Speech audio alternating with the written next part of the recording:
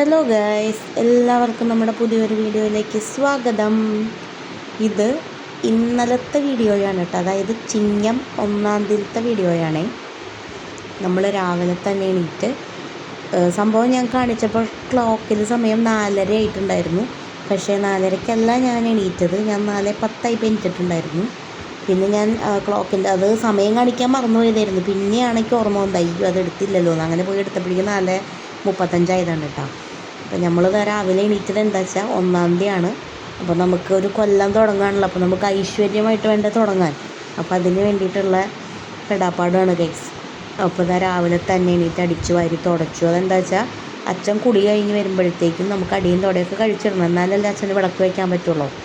അപ്പോൾ വേഗം തന്നെ അടിച്ചു വാരി തുടച്ച് വൃത്തിയാക്കി അത് കഴിയുമ്പോഴത്തേക്കും അച്ഛൻ കുളി കഴിഞ്ഞ് ഇറങ്ങി വരും എന്നല്ല, അച്ഛൻ കുളി കഴിഞ്ഞ് ഇറങ്ങി വന്ന് വിളക്ക് കത്തിച്ചു. അച്ഛൻ ഈ വിളക്ക് കത്തിക്കുന്ന നേരം കൊണ്ട് ഞാൻ പോയി വിളക്ക് കത്തിക്കാൻ, ഞാൻ പറഞ്ഞിട്ടുണ്ടല്ലോ വീട്ടിൽ വിളക്ക് വയ്ക്കാൻ കുറച്ചധികം സമയം വേണം നമുക്ക്, ഒരുപാട് സ്ഥലത്ത് നമ്മൾ വിളക്ക് വയ്ക്കണ കാരണം. ആ സമയം കൊണ്ട് തന്നെ ഞാനും കുളിച്ചു. ജാനീനെ എനിക്ക് കുളിപ്പിച്ചു. ജാനി വന്ന് ഭഗവാനിക്ക് തൊഴുത് മുത്തശ്ശന് ഉമ്മയൊക്കെ കൊടുത്ത്. അപ്പോഴത്തേക്ക് അമ്മ എൻ്റെ കൂടെ അമ്മ 4 മണിക്ക്, അമ്മ എന്നെക്കാട്ടിലും മുമ്പ് എനിക്ക് കേട്ടോ, 4 മണിക്കാണ് എനിക്ക്. ഞാൻ എൻ്റെ 4:10 ഉണ്ടായിരുന്നു. അമ്മ അച്ഛനുള്ള ബ്രേക്ക്ഫാസ്റ്റും കാര്യങ്ങളൊക്കെ കൂടിയൊക്കെ അതിനൊക്കെ റെഡിയാക്കിയത്. അച്ഛൻ അങ്ങനെ പോകാനിറങ്ങി. ഈ അച്ഛൻ വീട്ടിൽ നിന്ന് പോയതിൻ്റെ പിന്നാലെ തന്നെ ഞങ്ങളും ഡ്രസ്സും ആകെ ഇറങ്ങുകയാണ് ഗൈസ്, അമ്പലത്തിലേക്ക് പോവാണ്. അമ്പലം എന്ന് പറയുമ്പോൾ നിങ്ങൾക്ക് തോന്നും ഒരമ്പലത്തിലേക്കാവുമെന്ന്, ഒരിക്കലുമല്ല ഗൈസ്. നമ്മുടെ വീടിൻ്റെ അടുത്ത് നമ്മുടെ ചുറ്റുവട്ടത്തായിട്ട് 6 അമ്പലമുണ്ട് ശരിക്കും. അതിൽ ഒരമ്പലത്തിൽ മാത്രം നമ്മളെപ്പോഴും അങ്ങനെ പോയില്ല കേട്ടോ. കാലത്ത് മോർണിംഗ് വാക്കിൻ്റെ റോട്ടിൽ കൂടെ ആൾക്കാർ പോകുന്നുണ്ട്. നിങ്ങൾക്ക് എത്ര ക്ലിയർ ആയിട്ട് കിട്ടുന്നുണ്ടെന്ന് എനിക്കറിയില്ല, ഞാനത് സൂം ചെയ്തെടുത്തതാണ്, അതുകൊണ്ട് തന്നെ എത്ര ക്ലാരിറ്റി ഉണ്ടെന്ന് എനിക്കറിയില്ല കേട്ടോ. ആൾക്കാർ അച്ഛൻ വണ്ടി പോവാത്ത ദിവസങ്ങളിൽ ഞാനും അച്ഛനും കൂടി നടക്കാൻ പോകാറുണ്ട് രാവിലെ. അപ്പോൾ ഞങ്ങൾ ഇവരുടെ കൂടെ നടക്കാൻ പോകാറ്. അങ്ങനെ അപ്പോൾ അച്ഛനാണിപ്പോൾ പാസ് ചെയ്ത് പോയ കാറ് കേട്ടോ. അപ്പോഴേക്കും അച്ഛൻ റോഡിൻ്റെ അവിടെ എത്തിയിട്ടുണ്ടായിരുന്നു. അത് കഴിഞ്ഞ് നമ്മളിത് അമ്പലത്തിലേക്ക് ഇറങ്ങി. ഇതാണ് നമ്മളെപ്പോഴും ഫസ്റ്റ് പ്രിഫറൻസ് കൊടുക്കുന്ന അമ്പലം, നമ്മുടെ വീടിൻ്റെ തൊട്ടടുത്തുള്ള ശ്രീകൃഷ്ണ ക്ഷേത്രമാണ് എടപ്പലം. പിന്നെ സെക്കൻഡ് ഓപ്ഷൻ നമുക്കിതാണ്, ശ്രീ ചെമ്പൂത്ര കൊടുങ്ങല്ലൂർക്കാവ് ഭഗവതി ക്ഷേത്രം. ഞാൻ മുമ്പത്തെ വീഡിയോയിൽ കാണിച്ചിട്ടുണ്ടല്ലോ. തേർഡ് ഇതാണ്, ഇത് മുടിക്കോട് ശിവക്ഷേത്രമാണ് കേട്ടോ. ഇവിടെ നമ്മളെല്ലാം 1-ാം തീയതി നമ്മളിവിടെ വന്ന് കൂവളപ്പറ വയ്ക്കാറുണ്ട്. അത് അമ്മയ്ക്ക് ഭയങ്കര വിശ്വാസമുള്ളൊരു കാര്യമാണ്. എൻ്റെ അമ്മയെ കൊണ്ടല്ല എനിക്ക് പ്രശ്നം, എൻ്റെ ജാനിയാണ് ഗൈസ് ഏറ്റവും സീൻ. അമ്മ പിന്നെ എല്ലാ കൊല്ലവും ചെയ്യും, പക്ഷേ എൻ്റെ ജാനിക്ക് വെകിളിയാണ്, വെകിളി.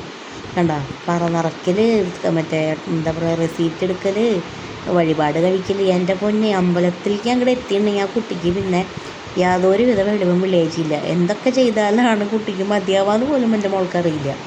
അതങ്ങനെയാണ് കേസ്.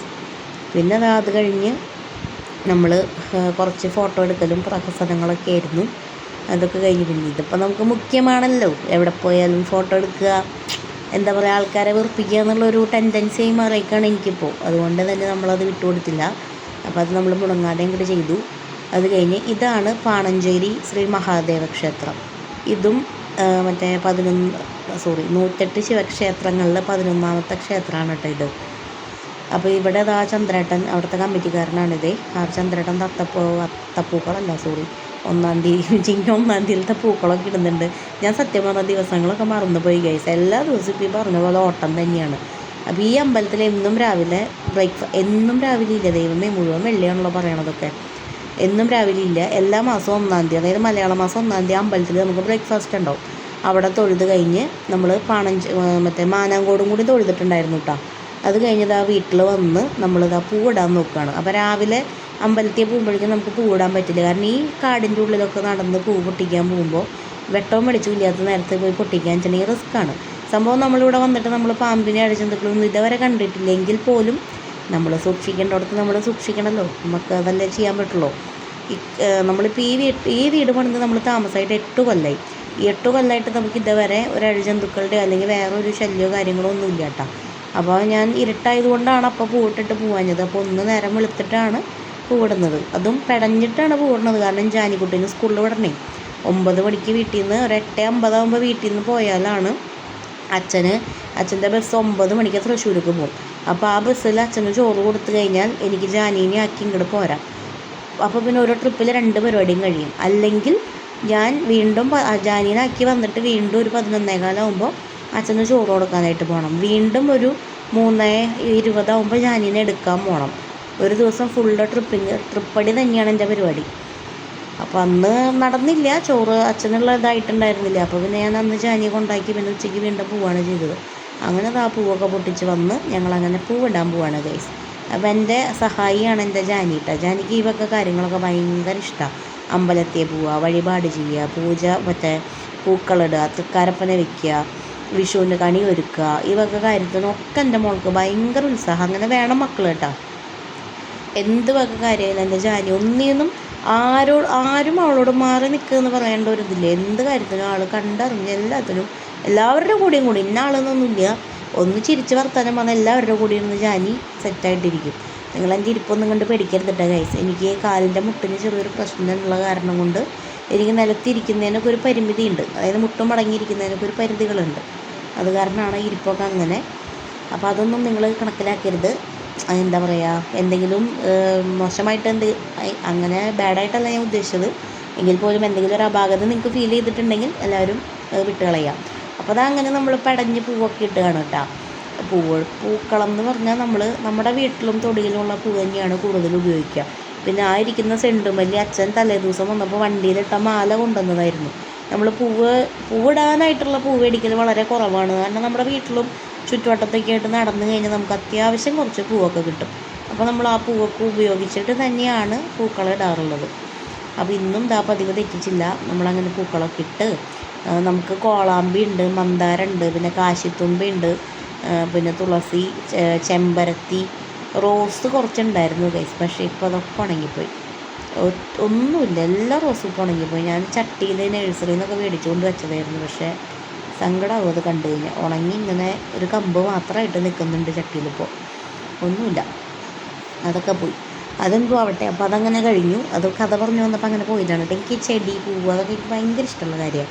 അതിനെ പരിപാലിക്കാനും വളർത്താനും കൃഷി ആ കാര്യങ്ങളൊക്കെ നമ്മൾ കുഞ്ഞിലങ്ങനെ ഞാൻ പറഞ്ഞിട്ടില്ലേ, പാടത്തും പറമ്പിലും പശുവും പുല്ലരിച്ചലും പശുവിനെ കറക്കൽ, പാല് കൊണ്ടുപോകൽ, ആ വക പരിപാടികളൊക്കെ നെൽകൃഷിയൊക്കെ ഉണ്ടായിരുന്നു പണ്ട് വീട്ടിൽ.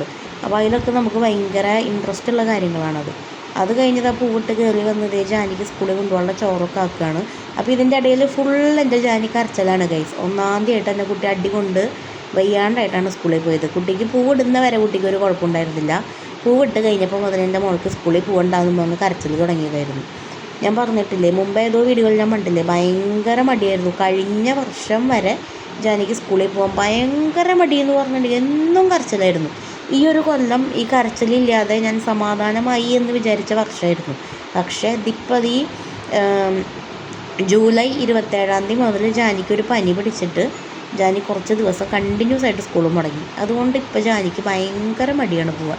എന്നും പോയി ആ മടി മാറിയതായിരുന്നു. പക്ഷേ ഇപ്പോൾ മുടങ്ങി വന്നപ്പോൾ വീണ്ടും മടിയായി. അങ്ങനെ ഞങ്ങൾ സ്കൂളിൽ പോകാൻ ഇറങ്ങുകയാണ് ഗൈസ്. അപ്പോൾ ഇന്നത്തെ നമ്മുടെ കുഞ്ഞു വീഡിയോ ഇത്രയേ ഉള്ളൂ. ഇഷ്ടപ്പെട്ട് കഴിഞ്ഞാൽ എല്ലാവരും ലൈക്ക് ചെയ്യുക, കമൻറ്റ് ചെയ്യുക, ഷെയർ ചെയ്യുക, സബ്സ്ക്രൈബ് ചെയ്യുക. അപ്പോൾ അടുത്തൊരു വീഡിയോ ആയിട്ട് വീണ്ടും വരുന്നത് വരെ താങ്ക് യു, ടാറ്റാ.